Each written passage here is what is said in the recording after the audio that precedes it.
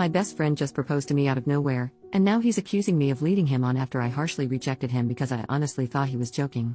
So Jordan, 24M, and I, 25F, met in university 2 years ago. We both started at the same time, and because of our ages we were both considered mature students. So we quickly became firm friends as we shared a dorm, and we'd joke around together about us being old enough to be considered mature in our early 20s. We weren't on the same course, but given we lived together, we would hang out pretty much all the time whenever we didn't have a lecture. We joined a bunch of societies together, went drinking every weekend together, etc., etc. It was a pretty sweet gig because it meant we were at least never alone. Obviously we made other friends, both alone and together, but we were always each other's number one at the end of the day. At the moment we're on holiday, and while we haven't hung out constantly, we decided to make plans to visit each other's hometowns, because we're from very starkly different places. Today, we went to mine.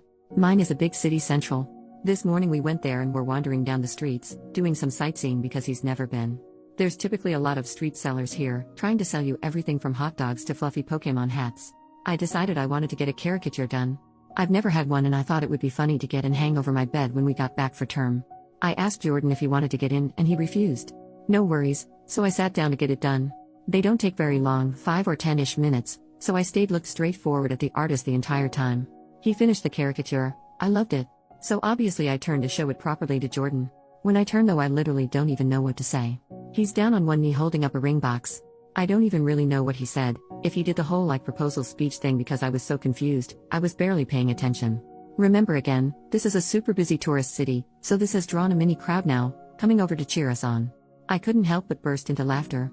To be honest, I thought this was some kind of odd prank type thing. We've never been the prankster types or whatever, but I couldn't come up with a reasonable explanation. So I just laughed and laughed and laughed, until I looked at Jordan and he looked genuinely heartbroken. So obviously I asked him something along the lines of, "You are not being serious?" This is the only thing I remember him saying. He shut the box, stood up, shrugged and said, "I guess not anymore," and then walked off. This left me standing pretty awkwardly in this gathered crowd of people, a lot of who were giving me dirty looks, which made me incredibly uncomfortable. The plan was to meet back up at the hotel that we had booked rooms next door to one another.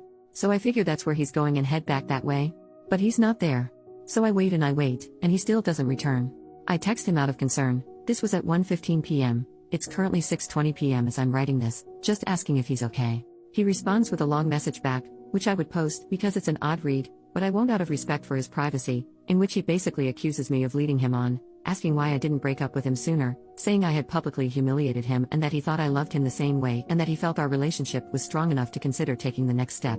Now this is completely out of left field. I literally have got no clue where in the world he's got this idea from. The closest we've ever physically been is a hug, hello and goodbye. I've never even jokingly flirted with him, for exactly this reason. I've had too many friendships collapse because they can't tell the difference between serious interest and joking banter in friendships, so I've been extra careful to not. We've never kissed, never been on a date, never be intimate. I do not find him physically attractive and I wouldn't want to be in a relationship with him. I don't understand where on earth he's got this idea that we are. This isn't something he's ever brought up before this, and I'm genuinely bewildered. He hasn't returned to the hotel yet. I periodically knock to check, and I've been listening out for him walking up the hallway or anything. Nothing. I haven't responded to his long paragraph because honestly, I don't know how to. I'm just so stunned and taken aback that I genuinely have no idea where to go from here or what to do. I haven't told anyone I know in person yet, mostly because I don't want to bring this up to people who know Jordan. So here I am turning to strangers on Reddit instead. What in the world do I do? Update, the next day. Hey, I'm not dead. I'm back at my parents' house at the moment and I'll be staying here until school picks back up and a bit instead of traveling around. It's nice to be home anyways. Jordan did in fact not come back to the hotel. I stayed up until 1 a.m. before falling asleep and he didn't return. When I woke up the next day, the hotel staff let me know he had checked himself out at about 6 a.m. I did end up responding to his big long text. I took everyone's advice and told him that I was sorry it didn't go as he had expected, but that I wasn't sure where he got the impression we were together. I said I'd be happy to sit and have a discussion about it all so we could make sure we're on the same page. He was not happy about this at all. And he again went off with a bunch of the same type of thing he'd said in his first message. It didn't really seem to be going through his head at all. Even in these new texts he kept referring to this all as me breaking up with him, despite me explicitly telling him we are not and never have dated. Again, all his messages were very clear and coherent, even if what he was saying was not based in reality at all. He wasn't sending paragraphs, just sentences in really quick succession, which was blowing my phone up. He told me he didn't want to meet up with me to talk because I had ripped out his heart and crushed it in public. I did ask him for specific instances he could recall between us that made him think we were dating, but he completely ignored the question and just kept going on and on about how hurt he was that I was breaking up with him and how he felt his world was ending. He said he loved me more than anything and had felt so confident that I had too, which is why he felt so certain about proposing to move our relationship along. Eventually, to be honest, I grew pretty tired of the conversation and stopped responding, because it was just going around and around in circles. Me asking where he got this idea, him ignoring this and telling me how hurt he is I'm breaking up with him over this, etc. etc. He went on and on saying he thought it would be a ring I like, because it was my favorite gem, ruby, instead of diamond. It's got me wondering how much he actually spent on this damn thing. I didn't look very clearly at the ring, so I couldn't tell if it was something super expensive or not, and that he had been working up the courage to do so for a while and figured doing it when I was at home would make it more special. For a while, he was just talking to himself in my texts, because I wasn't responding anymore. When I checked back about 20 minutes later, I had something like 60 messages from him. Granted, they were all one sentences. At the very end he apologized and told me that it didn't matter anyway because I wouldn't see him around anymore. Obviously I was concerned, so I asked for clarification. He said that he was going to drop out of university and go back home because he couldn't deal with the shame. That's where our conversation ended. I didn't really know what to respond to that. As it stands now, I don't really know where Jordan is. I didn't ask him, which is my bad. I'm not sure if or when we will talk again. I'm sorry, this is quite a boring update.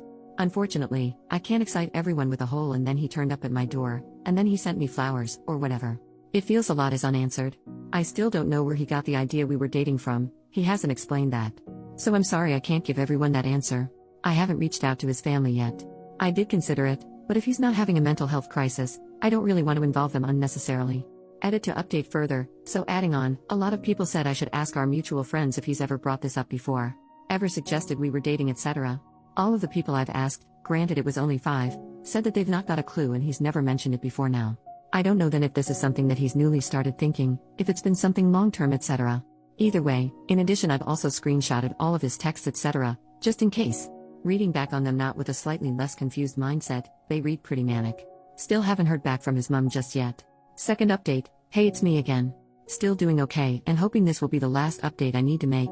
Granted, I thought the last one would be the last. I did say I wasn't going to make another update unless something significant happened. That's why it's been a week, so I'm sorry for the silence. Following my update post, Jordan's mum did message me back on Facebook that same day. We had a chat for a little while. She's a really nice lady.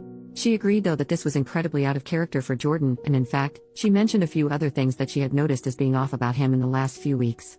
Nothing crazy, just things here and there she'd never known him to do or say. I spoke with her at length about Jordan's mental health and potential psychosis, and she told me that there is a history of mental illness on his dad's side, including a paternal uncle unaliving himself, but that she doesn't know all that much about it because they've not spoken to one another in quite a long while. Our conversation lasted about an hour. I showed her Jordan's texts and she agreed that they sounded quite manic, regardless of how coherent they were. A lot of people also asked if he had told our mutual friends and acquaintances that we were dating.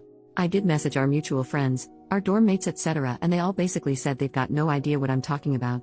So it seems he's just been sort of having these thoughts by himself without expressing them. I don't know how to get in contact with his close friends that we don't share, so I can't really ask them. Anyway, for a few days, that was it.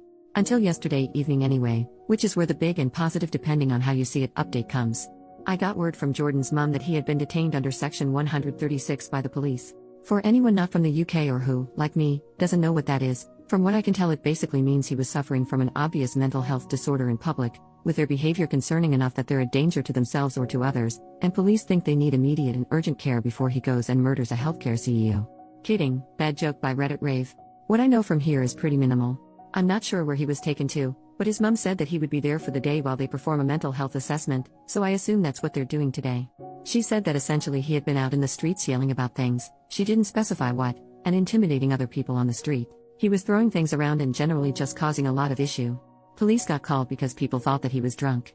They established he wasn't, not sure if that's just from how he was acting, breathalyzer, etc. I honestly don't really know how it works, and that's all I know. His mum and I again had a chat and we sort of assumed that mental health and psychosis is likely right. The rejection of the proposal probably set him into a spiral of getting worse in the last few days, bringing us to where we are right now. I do feel pretty awful about that. I'm doing my best not to blame myself, but it's hard not to feel like I caused it. Either way, he is currently with police and mental health professionals, etc., likely being assessed. I don't know how the system works, so I'm not sure what will happen beyond this point. If someone with more knowledge wants to chime in, please do. I'm hopeful though that this will mean Jordan will be able to get some help for whatever it is he is currently dealing with. My hope is therefore I won't need to update again, and this can end here. I have yet to speak to the university about the situation just yet. Not really sure how or if I should approach that, so I'm leaving it be for now. This has been a whole lot of emotions, and I really appreciate the help of everyone on my last 2 posts. Again, I won't update again now unless something major happens, but I highly doubt I will learn much more. If he gets diagnosed with anything, I'll see if I can find out what from his mom and I'll add it as a small update to this post, though some form of psychosis is definitely looking most likely. I don't want to bother her while they're struggling with this though, so we will see. Thanks again everyone, and thanks for following along. It's been really reassuring to have this support and people with way more understanding than I have to help me.